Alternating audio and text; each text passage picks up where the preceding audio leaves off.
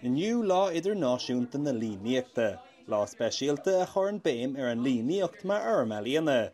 Sé spruc an léin á daoine óga a spreaga chun trílehhaint as an Líníocht chun agmuid cruthaachta agus scileanna ealaíne a chur an úl.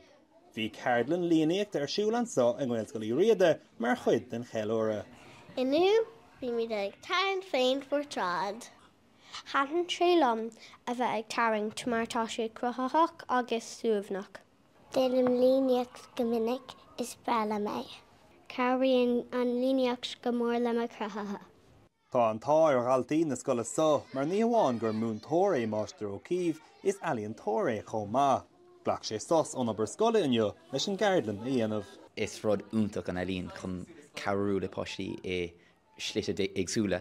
Usáid níos ealaíne chun ábhar de friúla a ólam agus a bhúna a gcónaí mar ampla déis mochacháin a chur an úl tríd na ealaíne.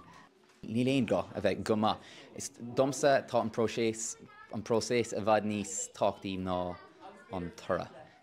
Beg daoine fud fad an domhan ag déanamh ceiliúra an Líníocht mar chuid den cheiliúra mbliana. Thosaigh an lá speisialta sa in 2008 agus ó shin tá sé ag cabhrú le daoine in nacháit trílehhaint as scill nua nó forbrad a dhéanamh scill a bhí acu roimhe. Dar le máiste ó Cíomh is le gach duine an Líníocht, beag beann ar de chumas ealaíne.